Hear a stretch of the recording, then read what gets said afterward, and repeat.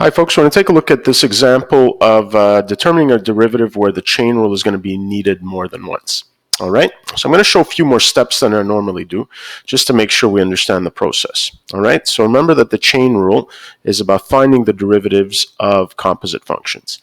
Okay, and we always start with the outermost function. So here, what you want to do is you just want to see this first function, the outermost function, as some variable to the 21.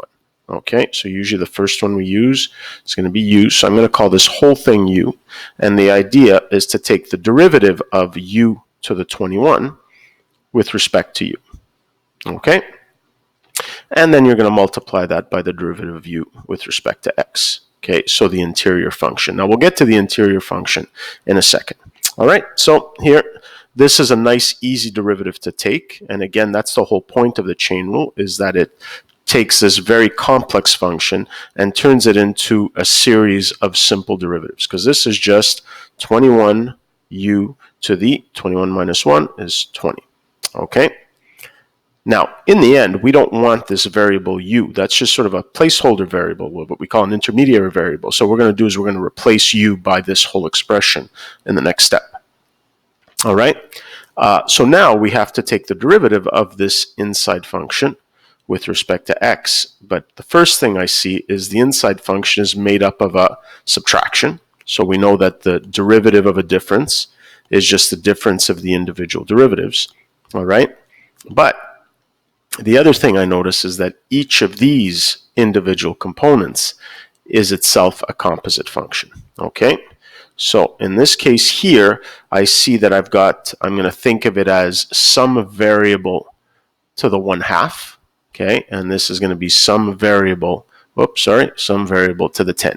Okay, so I'll call this expression v, and this expression I'll call it w. Okay, so first let's take the derivative of this thing here. So I have to take the derivative of v to the 1/2, because square root is like taking exponent 1/2. Okay, with respect to v, and then multiply that by the derivative of v with respect to x, all right, and then minus the derivative of this function. Okay, but again, I'm going to first take the derivative of that exterior function, which is w to the 10, so the derivative of w to the 10 with respect to w, okay, times the derivative of w with respect to x. Okay, and now I can start replacing some of these variables. So I know that u is just represented by this whole expression. So I have 21 times, square root of x squared minus 5x plus 1, okay, minus 3x plus 4 to the 10, okay, all that now to the 20. So this represents the derivative of the exterior function.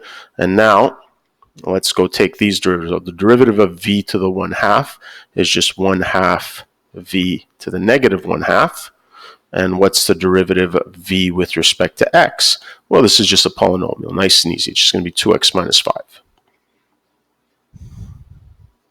Okay, now minus, again, this is a nice easy derivative. The derivative of w to the 10 is just 10w to the 9.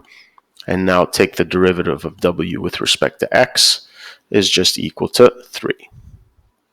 All right, and then in the end, again, we don't want these placeholder variables of v and w hanging around, so I'm just going to replace what they represent in terms of x. So my final answer here is going to be 21 times this whole thing that was my u, x squared, oops, that was plus 1 there, x squared minus 5x plus 1, okay, minus 3x plus 4 to the 10, all to the 20, okay, and then times, what do we have here? Well, we have 1/2 v, which was x squared minus 5x plus 1,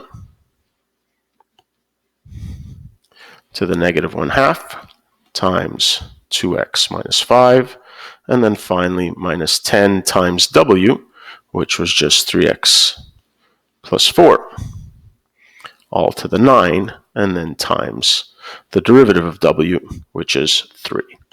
All right, and at this point here, this is how we're going to leave our answers. Normally with a question like this, the point of it is to figure out whether you can see this as this sequence of Look, easy derivatives. Derivative u to the 20. U to the 21. Then the derivative v to the 1/2. The derivative of w to the 10. Those are all easy derivatives to take. And then, of course, these last ones, these again, 2 easy derivatives to take. Okay, and then pull it all together. And once you get adept at doing this, you should be able to go straight from this step all the way to the final answer. Because in your head, what you're saying is the derivative of u to the 21. 21, u to the 20. Then times the derivative of the inside function. Well, you see this as v to the 1/2. So 1/2 v to the negative 1/2 times the derivative of v, 2x minus 5. Minus, think of this as w to the 10, take the derivative, 10 w to the 9, and then times the derivative of w, 3. Okay, and you should be able to go straight from that first step directly to that last step. All right, that's it for this one.